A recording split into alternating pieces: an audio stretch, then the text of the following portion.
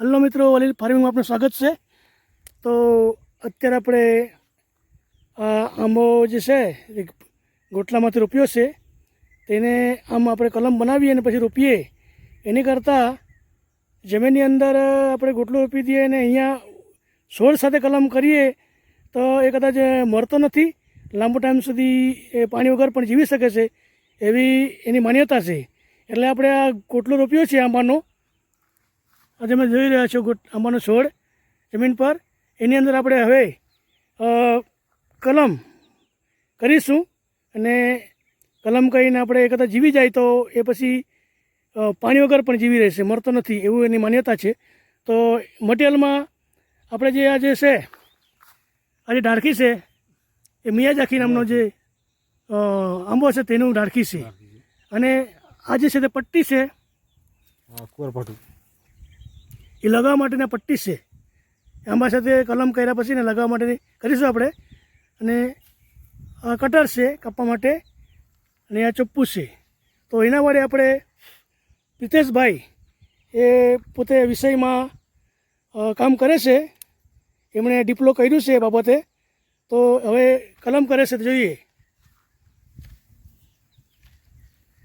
આ પ્રમાણે ડાળખી કાપી નાખે છે ને બ્લેડ વડે આ પ્રમાણે એને અંદર વચ્ચે એક કાપ મૂકે છે, અને એ કાપને આ પ્રમાણે બંને બાજુથી એને કાપીને જે મિયાઝાકીનો જે આપણે કટકો છે એને વચ્ચે છેદ મૂકીને એની અંદર કુમારપાટું છે, કુમારપાટાનું રસ લગાવીને એની અંદર આ પ્રમાણે ફસાઈ દેવામાં આવે છે.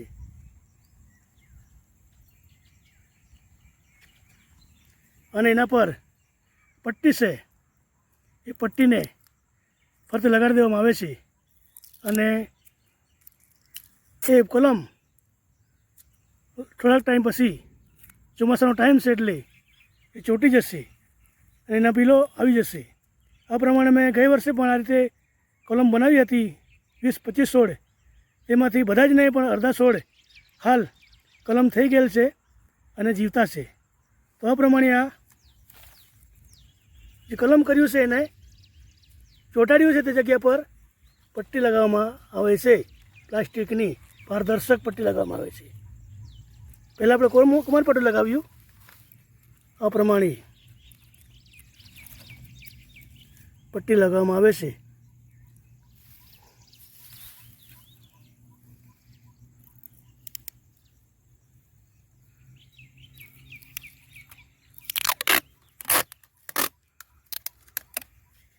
પારદર્શક પટ્ટી કાપી અને આ પ્રમાણે આપણે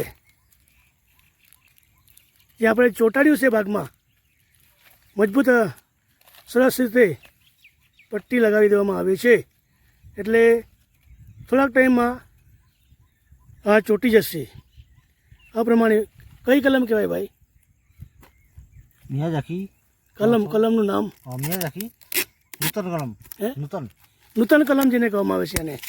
તો આ પ્રમાણે નૂતન કલમ એણે આ રીતે બનાવી છે ને નાના છોડ સાથે ચોંટાડી છે, એટલે એ લાંબો ટાઈમ સુધી એને કોઈ મરવાની સંભાવના નથી રહેતી અને જીવી જાય છે.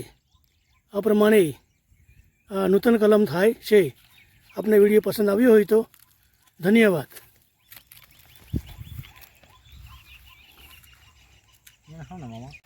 છોડને કલમ કર્યા પછી આ રીતે પ્લાસ્ટિક પર ચડાવી દેવામાં આવે છે, કારણ કે એને વરસાદ લાગે તો અંદર જે કલમની અંદર જાય તો મરી જાય છે. એટલા માટે થોડા ટાઈમ માટે આ પ્લાસ્ટિક એ ઉપર કલમ પર લગાવી દેવામાં આવે છે. આ પ્રમાણેનો છેદ કાણા પાડી દેવામાં આવે એટલે અંદર હવા અવર જવર થઈ શકે. આ રીતે થોડા ટાઈમ પછી એની અંદર અંકુર આવી જશે. તો વિડીયો આપણને ગમ્યો હોય તો ધન્યવાદ.